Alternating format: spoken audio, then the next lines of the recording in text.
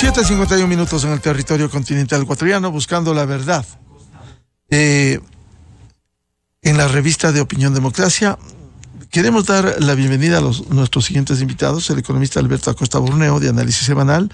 Está invitado el economista Mauricio Pozo, exministro de Economía y Finanzas, y el doctor André Benavides, constitucionalista.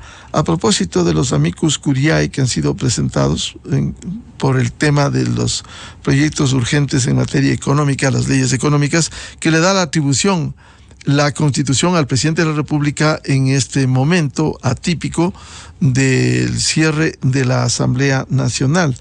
Quisiera recoger, antes de iniciar este diálogo, lo que un reconocido abogado tributarista, el doctor Napoleón Santamaría, cuestiona la actuación de la jueza Alejandra Cárdenas, jueza constitucional, que tramita la reforma tributaria, el decreto ley 742, que en su dictamen es absolutamente claro.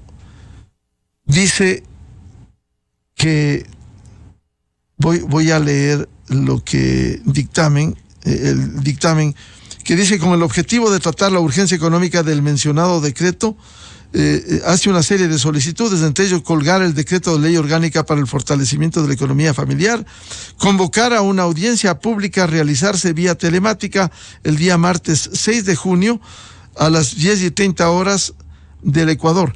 ¿Ha habido observaciones de juristas, de constitucionalistas o del abogado tributarista, doctor Napoleón Santamaría, que dice: la jueza de la Corte Constitucional, Alejandra Cárdenas, abre un expediente constitucional para tratar la urgencia económica de este decreto?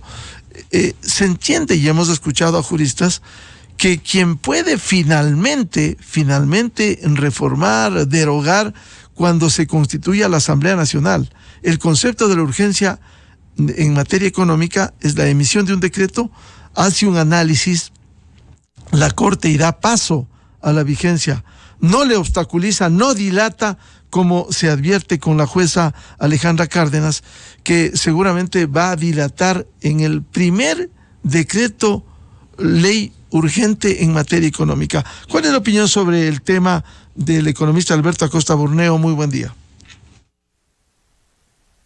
Muy buenos días, un gusto estar con ustedes. Definitivamente veo con preocupación estas dilaciones, porque se entiende que este mecanismo, los juristas nos lo podrán decir con más propiedad, pero que la Corte lo que tiene que hacer es una validación de la constitucionalidad de los decretos, no sobre la conveniencia de esos decretos. Y para eso, para una revisión posterior, también está la Asamblea que se posesione de aquí a 6 meses, que puede revisar todo, incluso echar abajo todo lo que considere inconveniente, porque la función de la Asamblea sí es la de analizar la conveniencia y la pertinencia de los distintos decretos. Ahora, sería preocupante que comience a bloquearse de esta manera todas estas iniciativas, entendiendo que además ahora el filtro para todos estos decretos es otro, y es un filtro aún más estricto que la Asamblea, porque no es que porque no haya Asamblea el presidente puede hacer lo que le dé la gana, todo lo contrario. Sin Asamblea, el presidente ahora tiene el filtro de la opinión pública. Son los ciudadanos quienes van a decidir qué es aceptable y qué no es aceptable. Y esto ha hecho, por ejemplo, que el presidente diga: no voy a enviar una ley de reforma laboral, porque simplemente eso es inaceptable para la opinión pública. Eso requiere de un debate profundo.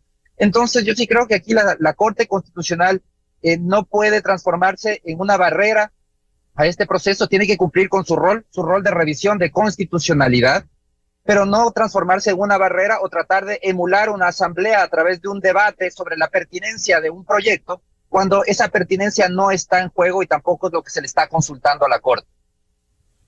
En ese sentido, ¿la Corte no debiera dilatar estos decretos urgentes en materia económica, economista Acosta? Yo creo que la Corte debería, al ser un tema inédito, lo primero es determinar unos plazos, porque los proyectos de urgencia económica, cuando se envían a la Asamblea, tienen un plazo específico, son 30 días de los que deben ser tratados.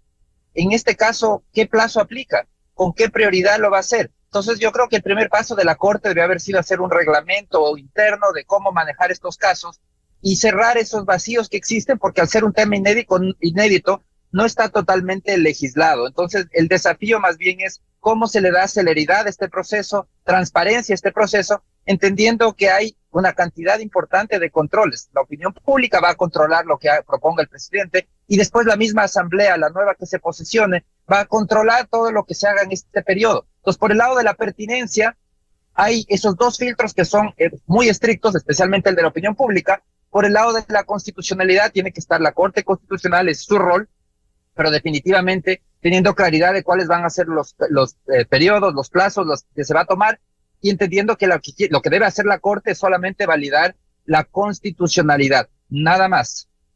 Bien, a propósito del tema, quiero dar la bienvenida al doctor André Benavides, constitucionalista. ¿Cuál es su opinión respecto de lo que está ocurriendo en la Corte Constitucional, que se está dilatando el decreto urgente en materia económica, cuando la jueza constitucional Alejandra Cárdenas ha dado paso a una serie de requerimientos, entre ellos una audiencia el 6 de junio, que de alguna manera dilataría? ¿Es el papel de entrar en este debate de un proyecto urgente en materia económica, o le corresponde a la Asamblea Nacional, cuando se instale, hasta derogar esa norma? Caso contrario, se va a pasar en el primer decreto, se puede pasar un gran tiempo a sabiendas de que es urgente en materia económica. Doctor Benavides, buen día. Buenos días, estimado Miguel, un cordial saludo para usted, para Alberto Acosta y por supuesto a todos los ciudadanos que nos escuchan a través de Radio Democracia. Lo primero que tenemos que tomar en cuenta es que este justamente es un procedimiento sui generis, en el cual no está regulado ni en la Constitución ni en la Ley Orgánica de Garantías Jurisdiccionales. Parece que el legislador, cuando redactó, en este caso, la Ley de Garantías en el año 2009, se olvidó del procedimiento que se debía seguir respecto del control que debería hacer la Corte Constitucional a estos decretos ley calificados como urgentes en materia económica.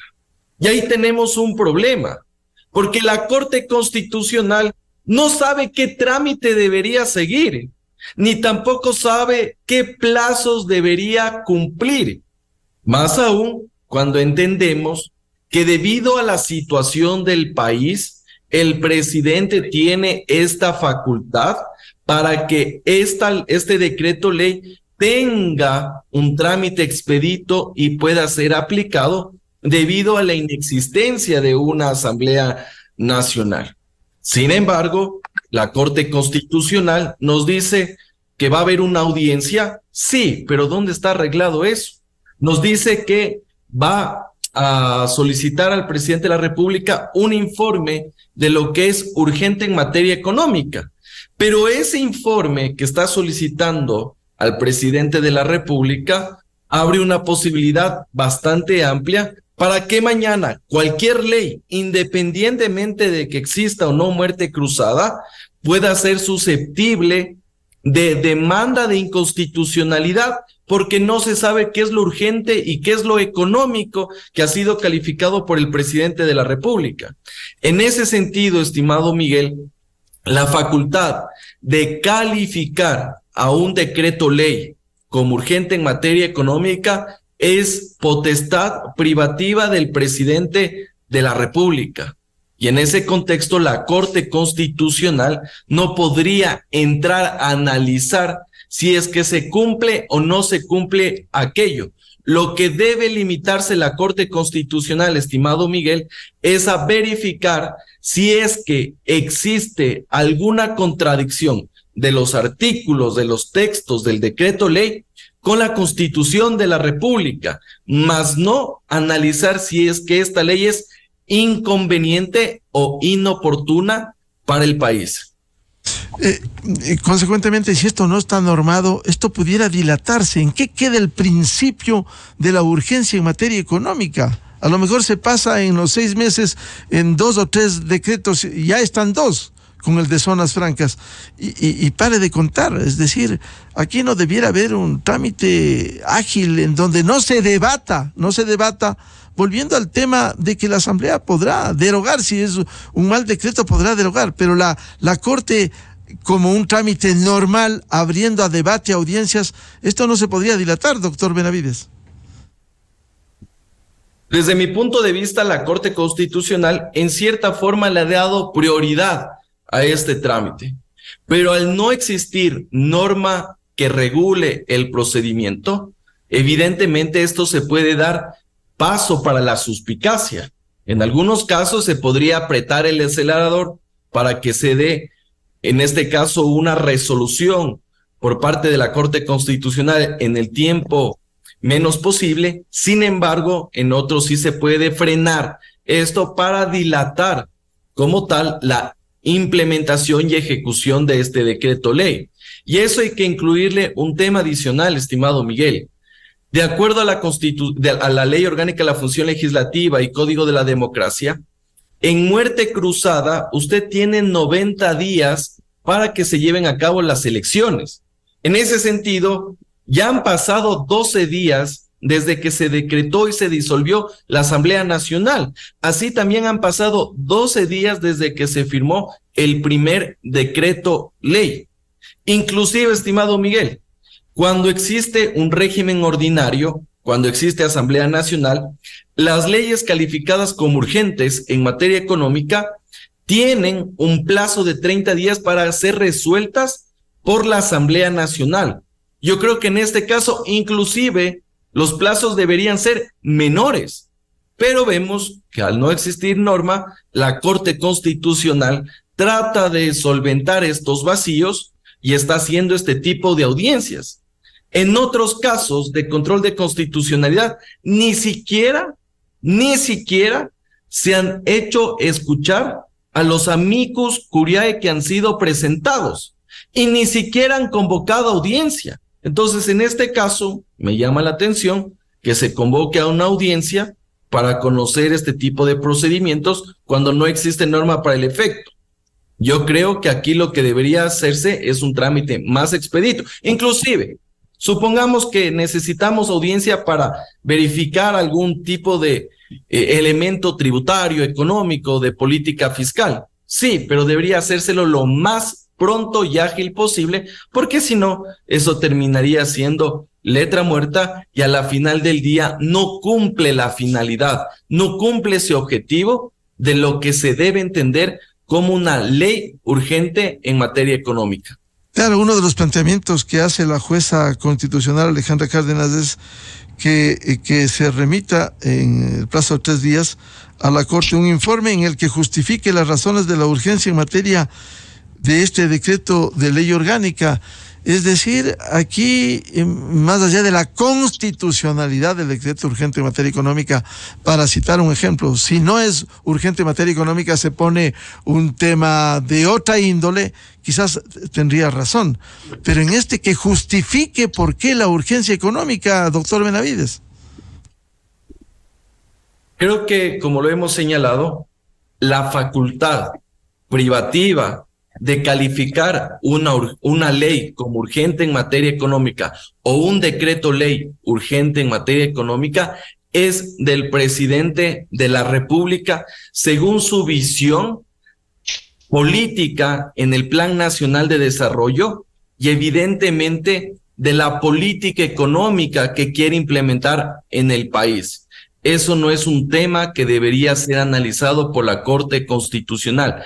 La Corte Constitucional debe limitarse si es que los textos son o no son contrarios a la Constitución de la República. Nada más. Si se mete a analizar lo que es urgente en materia económica, está realizando una facultad que podía ser privativa del presidente de la República e inclusive de la Asamblea Nacional, que ellos hacen un control de la oportunidad y conveniencia política. La Corte debe limitarse estrictamente a ver si es que esta ley guarda o no compatibilidad con la Constitución de la República. Nada más. Bien, muy ilustrativo lo que nos ha dicho el doctor André Benavides, constitucionalista, frente a este panorama y esta exigencia de la jueza constitucional Alejandra Cárdenas de una serie de disposiciones a propósito del amicus curiae que han sido presentados, audiencia para el 6 de junio, es decir, decreto urgente en materia económica que se va a dilatar como un trámite normal. Economista Mauricio Pozo, bienvenido. ¿Cómo ve este panorama? Limita que no está, como bien decía el doctor Benavides, normado ni en la Ley de Garantías Constitucionales ni en la propia Constitución. ¿Acaso no se está limitando esta atribución del presidente, que no está plenamente desarrollado, por cierto, pero en un periodo tan corto, el que un decreto entre al debate en la Corte Constitucional? Buen día. Buenos días, Miguel. Gracias por la entrevista, saludando al doctor Benavides. Tal vez empezar indicando que el presidente de la República optó por una decisión que está inscrita en la Constitución, que es el uso y la aplicación de la muerte cruzada, a través de la cual disuelve la Asamblea Nacional y de ahí todo decreto ley que se enfoque en materia económica pasa a la Corte Constitucional hasta que ésta la califique dentro de lo que le compete a la función de la Corte, que es la legalidad, la constitucionalidad y que esté inmersa en el concepto de la parte económica y de la urgencia del objetivo. En ese sentido, no tiene por qué irse más allá. Y no puede optar por funciones que no le competen. La Corte no está para reemplazarle a la Asamblea Nacional. La Corte no está para hacer análisis económico sobre la bondad o no, sino que esté enmarcado en la parte constitucional y legal, nada más. Y sobre esa base pronunciarse. Pero veo que hay un interés de otra naturaleza. No tiene por qué estar consultando a nadie sobre sus propias decisiones. Por eso es la última instancia en materia constitucional. No tiene por qué estar haciendo ni foros ni consultas externas sobre la materia. Y sobre esa base tomar la decisión. Entonces, a mí más me parece, Miguel, que aquí hay un objetivo hasta político y hasta electoral que se está utilizando y por esa razón está en este proceso de dilatar las cosas o entrar en funciones que no le competen, que podría llevar a que empiece a boicotearse la función del gobierno cuando tiene un periodo corto y que la ley le faculta para promover las reformas que en otras circunstancias habrían sido materia de discusión a nivel de la Asamblea Nacional. Así que yo estoy muy preocupado, me parece que es inaudito lo que está ocurriendo, esto no tiene justificación alguna y sobre esa base creo que el gobierno no tiene sino que insistir en lo que está, tratar de avanzar en lo que más puede en estos meses que le restan, y porque estos temas que podría tratar a través de decretos ley son temas que requiere el país más allá del gobierno, del presidente, y ojalá pues pueda promover los cambios que el país requiere. Economista Mauricio Pozo, es decir, la Corte debiera agilizar el trámite y no dilatarlo con audiencias, tratándose de un decreto urgente en materia económica, porque esto de alguna manera le va a limitar al Ejecutivo, porque él pudiera seguir enviando proyectos urgentes. Ya ha enviado dos, el primero que está en ciernes, la reforma tributaria, el segundo de zonas francas. ¿Cuándo irán a tratar a lo mejor nuevas audiencias? Y le va a limitar esto al Ejecutivo, economista Mauricio Pozo. Bueno, ya le está limitando, Miguel. La Corte está para lo que está, no tiene por qué meterse a hacer cosas que no le competen, no es función analizar otra cosa, peor empezar a pedir opiniones externas. ¿Qué le parecería que un juez que tiene que dirimir empiece a preguntar a unos externos que qué le parece la decisión que va a adoptar? ¿Para qué está de juez, pues? ¿Para qué está la Corte Constitucional en el rol que le compete si empieza con estas audiencias o estas consultas? Me parece que ahí hay una clara intención, como le decía, política de empezar a bloquear los proyectos de ley que envía el gobierno y que el país requiere. Más allá de que estemos o no estemos de acuerdo con el gobierno, ese es otro tema.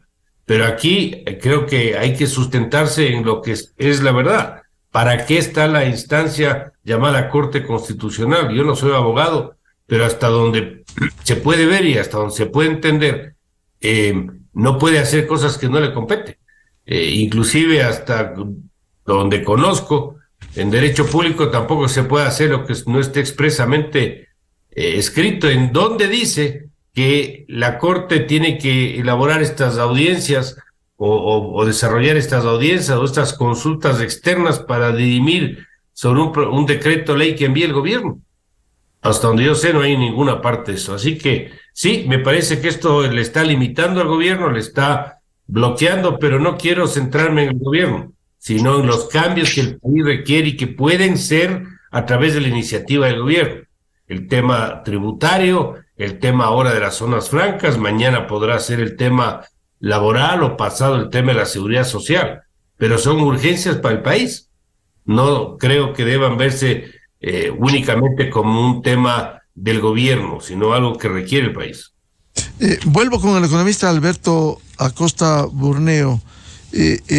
Más allá de la parte legal que bien nos ha ilustrado el doctor André Benavides, economista Alberto Acosta, ¿esto pudiera considerarse de urgencia económica, el decreto ley orgánica para el fortalecimiento de la economía familiar, a sabiendas de que esto parte de una reforma tributaria que se frustró y que entró por Ministerio de la Ley en noviembre del 2021, es decir, hay un largo camino por desatención de la Asamblea Nacional y por eso en esta época, en esta etapa de decretos urgentes en materia económica, se vio abocado el Ejecutivo a enviar su primer decreto de ley urgente en materia económica.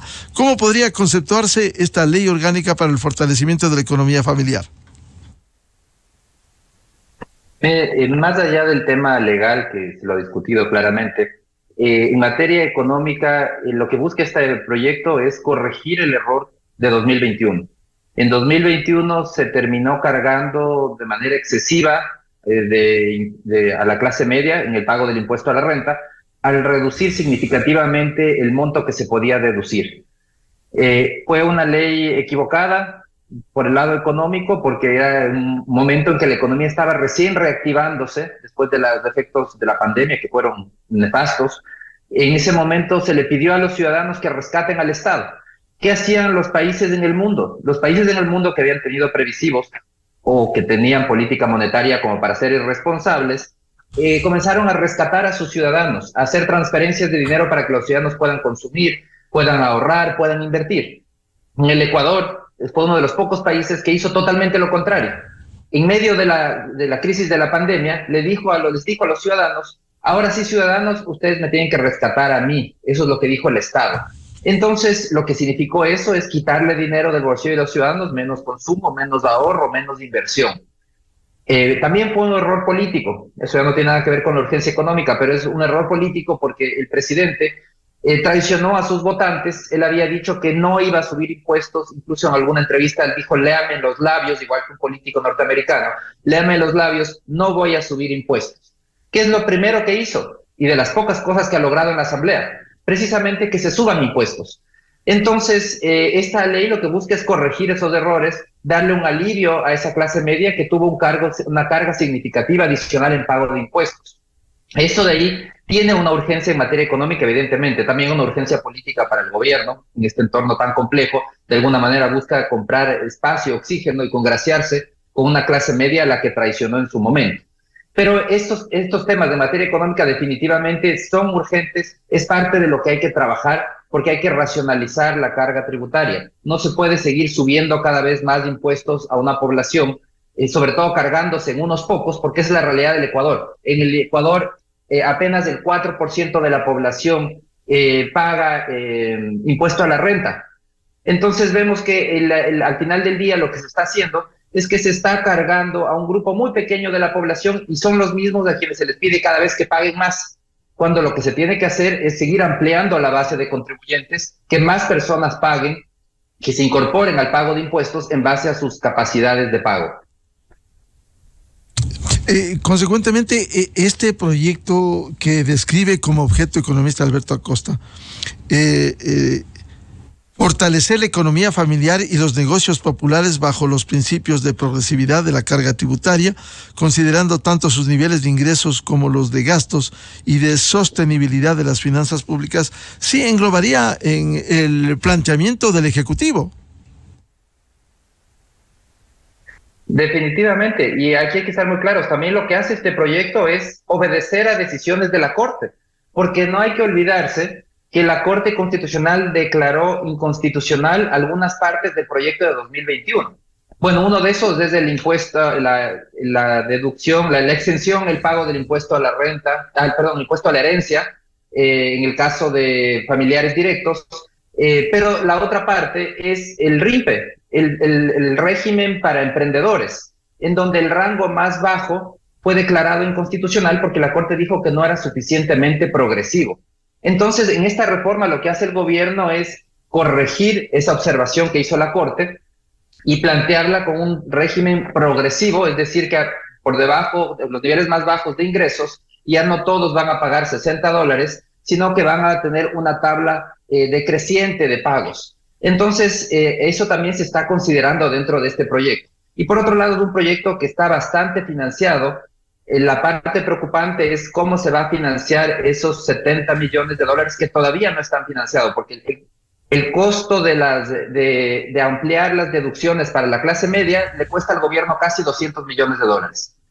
Eso se va a compensar cobrando tributos a las apuestas deportivas, cobrando IVA a los eventos, pero hay una parte que todavía no está compensada, que son alrededor de 70 millones. Y que el gobierno anunció en su momento, las autoridades dijeron que eso lo harían reduciendo deducciones a las empresas.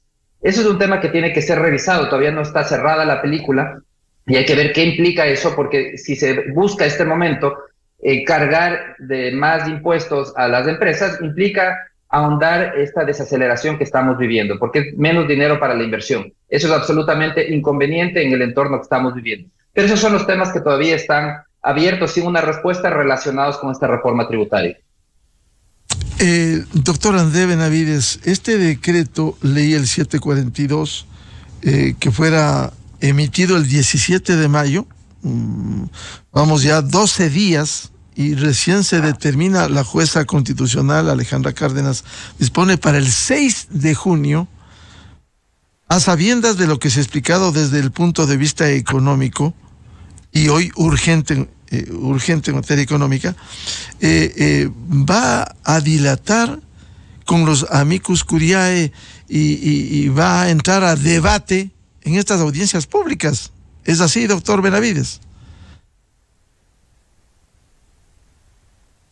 Como ya lo hemos manifestado, estimado Miguel, no existe un procedimiento previsto en la Ley Orgánica de Garantías Jurisdiccionales y Control Constitucional, y es claro que esta audiencia y estos amicus curiae de alguna forma podrían dilatar este procedimiento, más allá de que la Corte Constitucional trate de preguntar a expertos si es que está o no están de acuerdo con esta ley calificada como urgente en materia económica, este decreto ley. Por otro lado, sí llama profundamente la atención que en varias de estos autos, providencias que ha emitido la Corte Constitucional, nos ha dicho que solo va, en este caso, a escuchar a los 10 primeros que se inscriban, lo cual está limitando inclusive derechos de participación para aquellos ciudadanos que pueden estar también a favor o en contra de este decreto ley. En ese contexto, lo sencillo sería rápidamente inscribirse, participar con estos amicus curiae y de esa forma delinear más o menos la visión que se puede tener de este decreto ley. Como ya lo hemos manifestado, nosotros como ciudadanos, más allá de lo que pueda representar este proyecto de ley, este decreto ley en términos económicos, requerimos una respuesta pronta, oportuna, ágil de parte de la Corte Constitucional, porque también es necesario entender el contexto del cual se dio, por ejemplo, este decreto ley que tiene que ver con el tema de impuesto a la renta.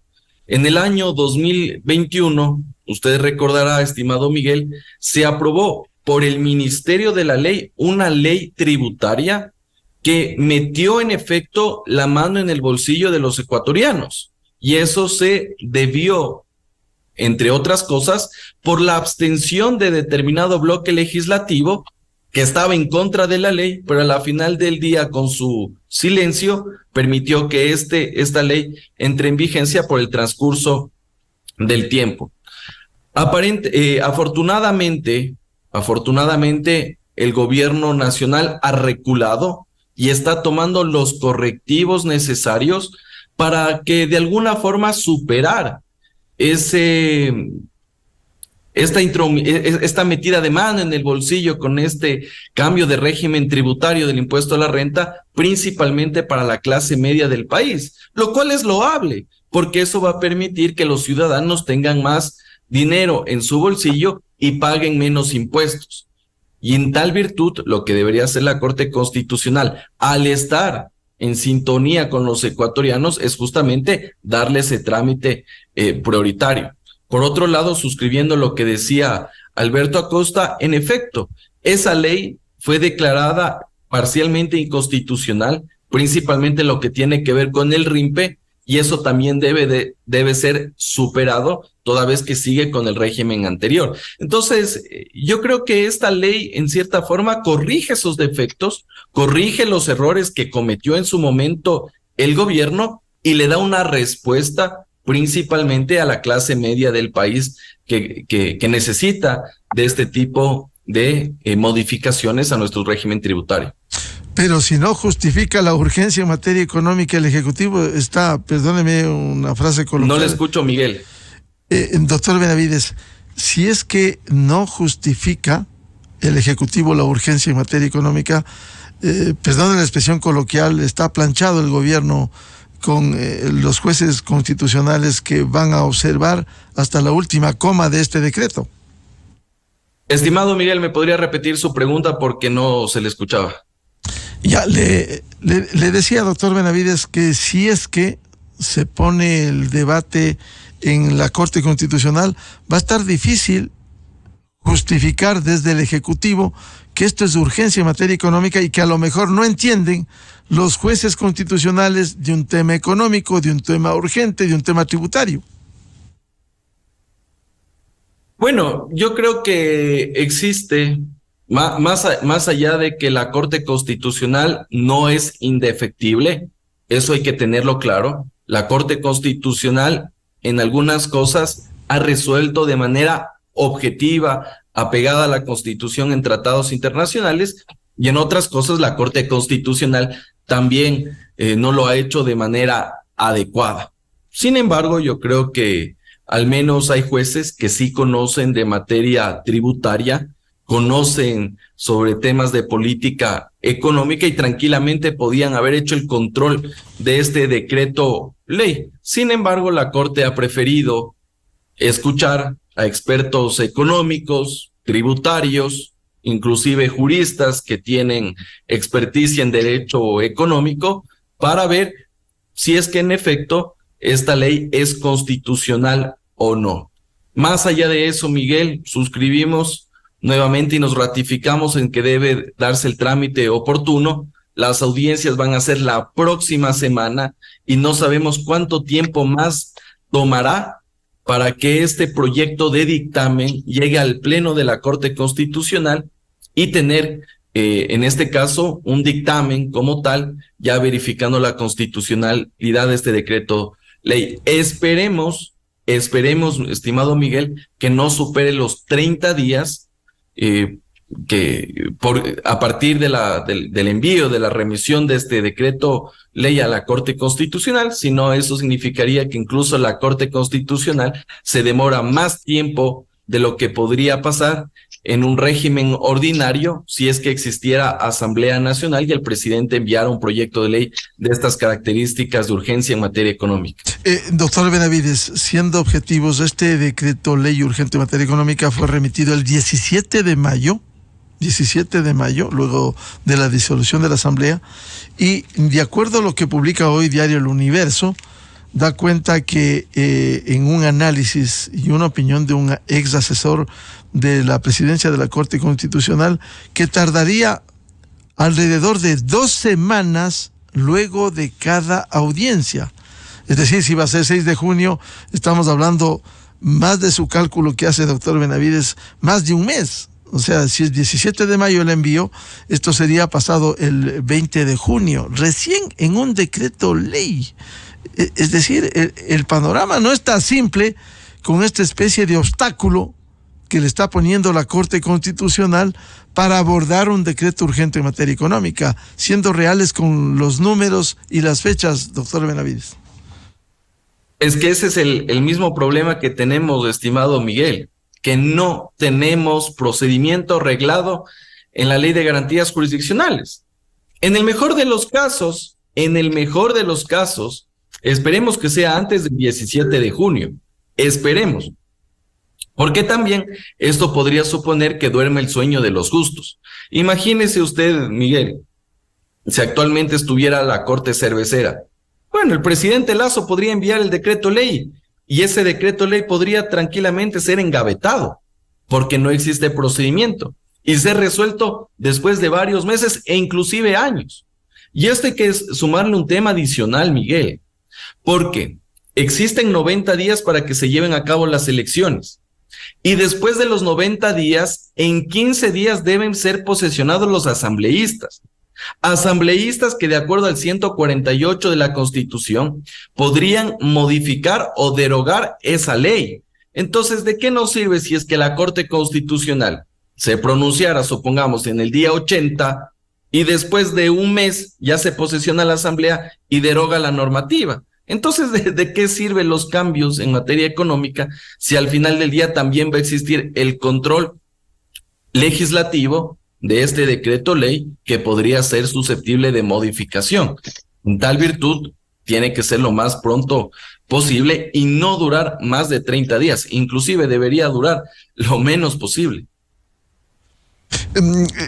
Economista Mauricio Pozo, por los hechos que se están desarrollando en la Corte Constitucional, va a resultar cuesta arriba estos 6 meses que le queda al presidente Lasso si no va a la reelección, simplemente por estos argumentos constitucionales que nos ha dado el doctor André Benavides y las observaciones de Alberto Acosta Burneo. Es decir, este momento se va a debatir si es urgente o no la atribución que tiene el presidente de enviar un texto como esta reforma a través del decreto ley orgánica para el fortalecimiento de la economía familiar. Si recién es el primer decreto, imaginémonos el segundo que ya envió de zonas francas y peor los siguientes. Se va a acabar el tiempo, como dice el doctor Benavides, y ya va a estar nombrada la Asamblea Nacional. ¿Para qué sirvió este periodo que, aunque no esté debidamente regulado, simplemente no sirvió casi para nada, economista Pozo?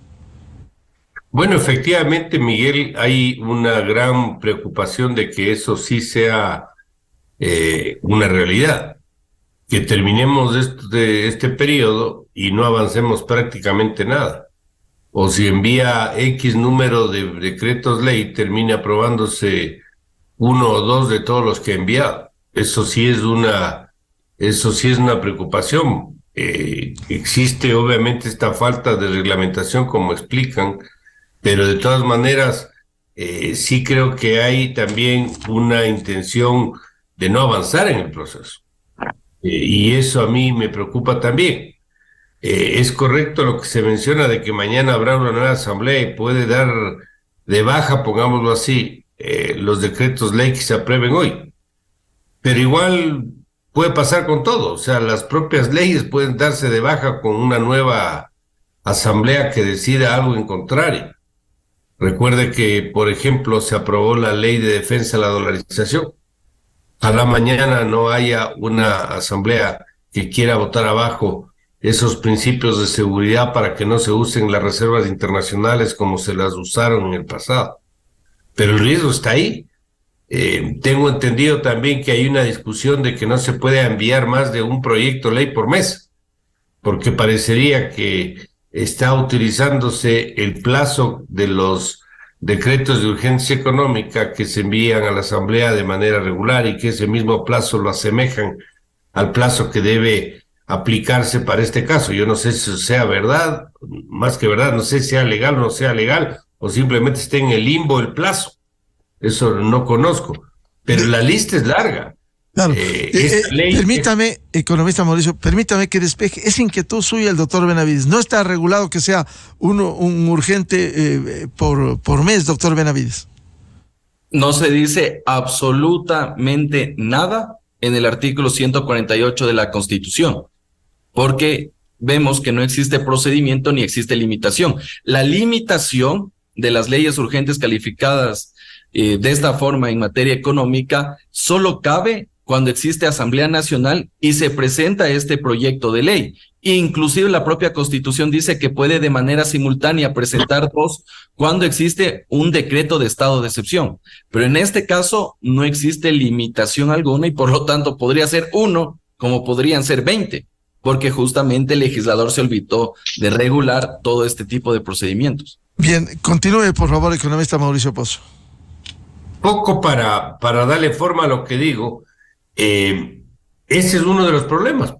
Si no está regulado, puede quedar esto en el limbo. ¿Y quién tiene la razón?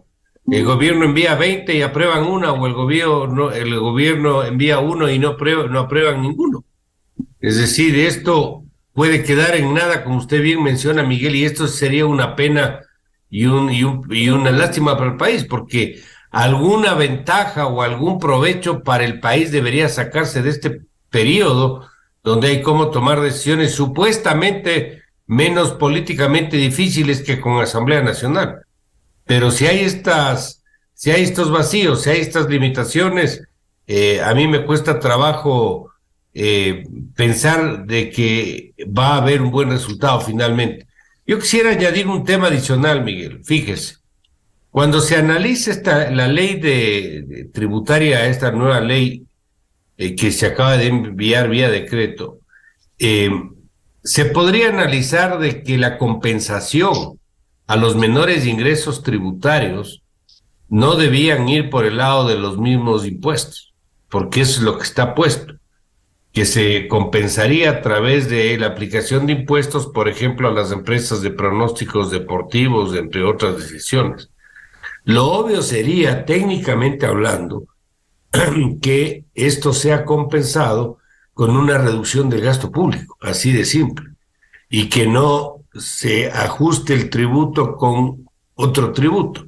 Si lo que queremos es darle oxigenación a la economía, más allá de discutir si es conveniente o no para las empresas de pronóstico deportivo aplicarles o no, sino si estamos buscándole un oxígeno a la economía, darle más oxígeno, lo obvio es que eso permanezca donde está y hacer el ajuste donde tenemos más grasa, donde tenemos más exceso, que es en el lado del gasto.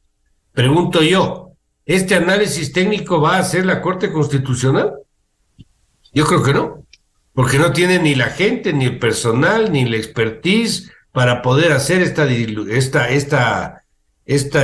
desglose de lo que puede ser una decisión económica en esta materia. Por esa razón, a mí me parece que debería sustentar su dictamen en el ámbito constitucional y legal, que sea de urgencia económica, pero no va a entrar en estos otros detalles porque no está para eso. Así como otras instancias del Estado no pueden aplicar políticas que no les está en las funciones que le competen. Entonces, sí creo yo que más allá de lo que se debe opinar y lo que pueden hacer, me parece que debe circunscribirse para lo que está.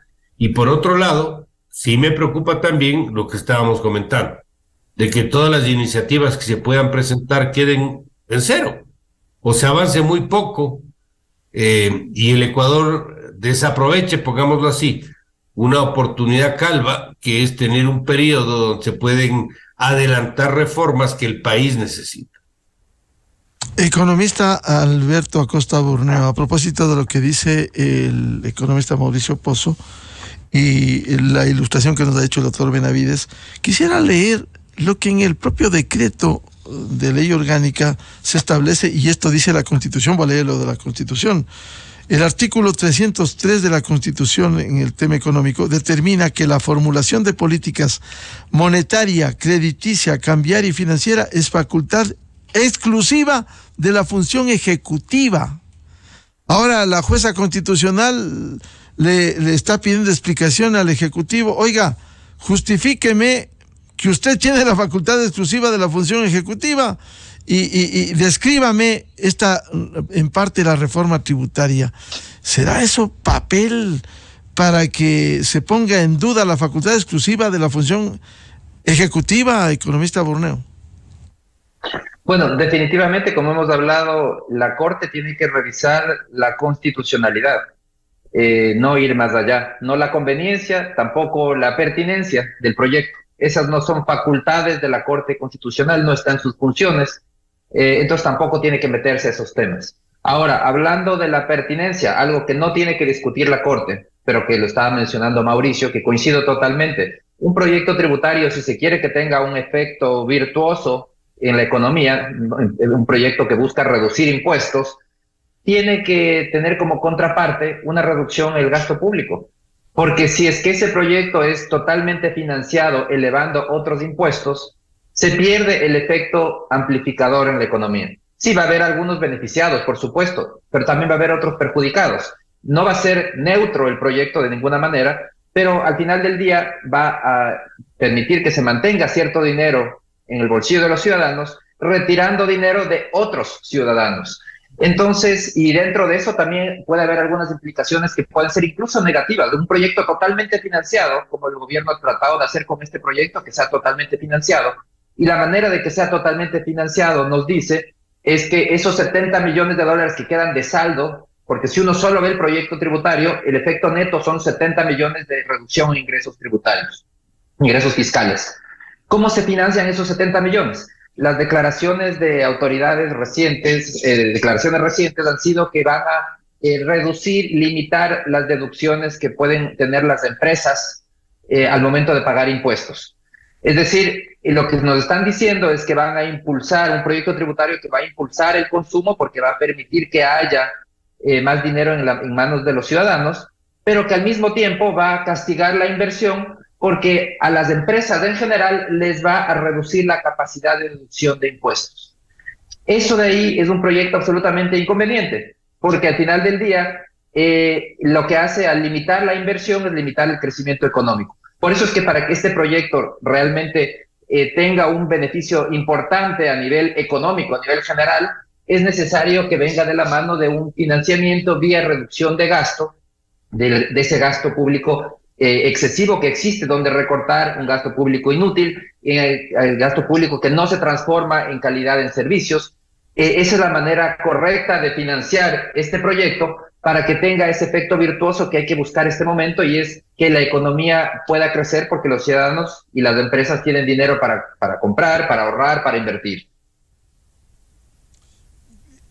Esto de alguna manera limita lo que en este corto periodo pudiera hacer el gobierno con sus planes que fueron obstruidos en el tema económico, economista Burneo, Acosta Burneo, en el tema específicamente económico. ¿Lo va a limitar definitivamente?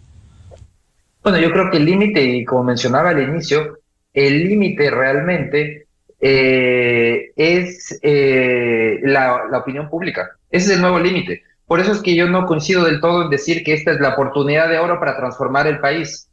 Lo que se puede cambiar en este periodo es mínimo, porque un gobierno puede proponerle cualquier cosa a la Asamblea, hasta las cosas más locas se puede inventar y las puede proponer, y la Asamblea va a rechazar el proyecto, va a cambiarlo o lo que sea. En cambio, en este momento, el gobierno va a tener que ser extremadamente cuidadoso y va a tener que legislar con las encuestas en la mano, porque en este momento ya no hay la discusión política, que es donde deben estar las discusiones. En este momento la discusión es la opinión pública. ¿Y la opinión pública en dónde discute? En las calles. Y la discusión en las calles incluye la violencia de ser necesario. Entonces, si es que el gobierno en este momento envía un proyecto que es impopular frente a la opinión pública, la discusión irá a las calles con toda la violencia que puede venir de por medio y que puede complicar aún más la situación para todos, empezando para el mismo gobierno. Por eso es que este periodo es un periodo más bien para hacer unos pocos cambios. El gobierno debería centrarse en unos pocos cambios de reformas, sobre todo que sean suficientemente aburridas, es decir, suficientemente técnicas, pero importantes para la economía, para la inversión, para el futuro del país, para sentar unas bases de crecimiento futuro, pero entendiendo que aquí no van a ir los grandes temas polémicos. Yo creo que no hay cabida de ninguna manera para que el gobierno envíe una reforma laboral. Sería un suicidio, simplemente porque eso no va a tener el respaldo ciudadano. Lo que necesita es que todas las reformas que envíe o sean suficientemente aburridas para que a la población no le interese, o sean lo suficientemente respaldadas por la población para que al final del día perduren. Porque no hay que olvidar que todo aquello que no acepte la población o lo discute por las calles, ya la CONAIE anunció que están vigilantes de todo lo que envíen y se han inventado el cuento de que el gobierno quiere privatizar a través de estos decretos ley, absolutamente falso. Estos dos decretos ley no tienen nada que ver con privatizaciones ni con activos públicos. Y también, y la otra opción es que la asamblea de aquí a 6 meses también puede echarlo abajo todo. Entonces, yo creo que más bien hay que ser muy cuidadosos y entender que la posibilidad de cambio está muy limitada durante este periodo, pero que tiene que ser aprovechada para hacer esos cambios importantes, pero tal vez no tan agresivos ni tan ambiciosos como se hubiese buscado inicialmente, porque la posibilidad de cambios ambiciosos es reducida en un entorno extraordinario como el que estamos viviendo de la muerte cruzada. Doctor André Benavides, de alguna manera esta posición de la Corte, aun cuando usted ha sido claro, no está debidamente normado, no le limita en el manejo económico, tributario, crediticio, cambiario, financiero, monetario, cuando el artículo 303 de la Constitución establece para el Ejecutivo como facultad exclusiva de esta función del Estado. ¿No le está limitando en este periodo inusual de 6 meses? Es importante también tomar en cuenta, estimado Miguel, lo que nos dice el artículo 56 de la Ley Orgánica de la Función Legislativa, que en cierta forma ha tratado de aterrizar lo que debe ser entendido como urgente en materia económica.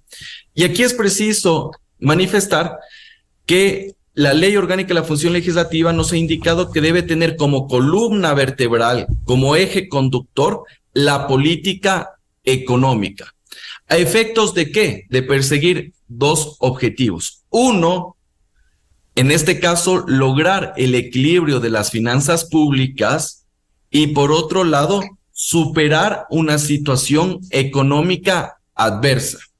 En tal virtud, parecería que el legislador, con las reformas del 2020 a la Ley Orgánica de la Función Legislativa, ha trazado la cancha de lo que debería ser urgente en materia económica. Y de hecho, es bastante amplio, porque la política económica, inclusive, estimado Miguel, podría suponer cuestiones inherentes a materia laboral. En ese contexto, la Corte Constitucional, como yo he indicado, solo debe limitarse a verificar si es que el artículo propuesto en el decreto ley es contrario a la Constitución de la República. Nada más. Y aquí quisiera hacer un segundo comentario, estimado Miguel. Estaba revisando el proceso que se va a llevar a cabo en los próximos días, la audiencia, y en la providencia de 25 de mayo del 2023 se dice de manera expresa que se presenten amicus curiae, y más adelante que solo se van a escuchar a los 10 primeros amicus curiae.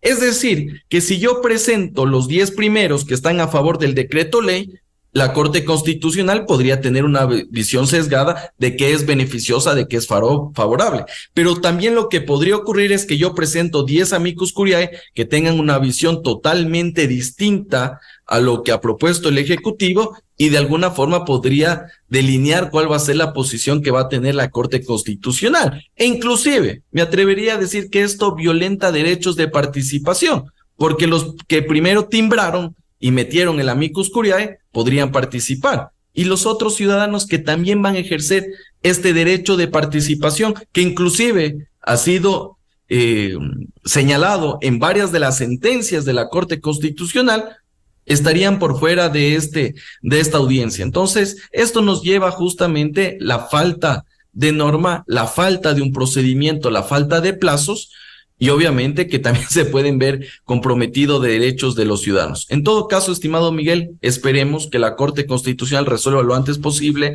que tome una decisión apegada a la Constitución y que desde ningún punto de vista esto pueda afectar, como usted ya lo manifestaba, a la política fiscal, a la política monetaria y crediticia, entre otros aspectos que son inherentes a este eje conductor que le he llamado política económica. Por otro lado, estimado Miguel, agradecerle por la invitación. En este momento tengo que incorporarme a una audiencia que tengo en pocos minutos y debo dejar el programa. Y obviamente agradecerle por la atención que ha tenido también tanto Mauricio como Alberto Acosta y por supuesto todos los ciudadanos. Muchas gracias, su participación siempre ilustrativa, doctor André Benavides. Paso con el economista Mauricio Pozo. Si esto pasa con el primer decreto ley urgente en materia económica de esta reforma tributaria, ¿qué va a pasar con el segundo?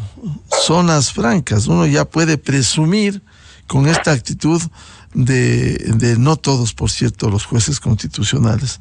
Se puede presumir.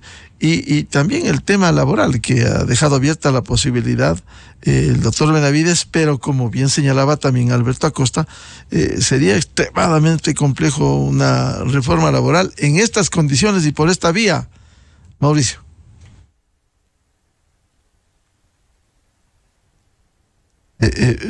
Por favor, el audio. Perdón. Le decía Miguel, pensemos en varios ámbitos. ¿Para qué el gobierno decretó la muerte cruzada? ¿Cuál fue el objetivo? Si el objetivo fue evitar una destitución en la Asamblea Nacional y poder avanzar, o realmente cuál fue el objetivo. ¿Por qué le digo esto?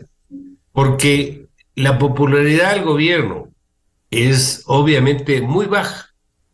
Si nosotros, viendo la popularidad y viendo las encuestas, observamos que tiene un respaldo del 10%, del 12%, la posibilidad de que rechacen las reformas que envía vía decreto ley a la Corte Constitucional va a ser permanente, es decir, no va a pasar ninguna reforma. Es decir, argumentando la popularidad del gobierno no podría realmente hacer absolutamente nada.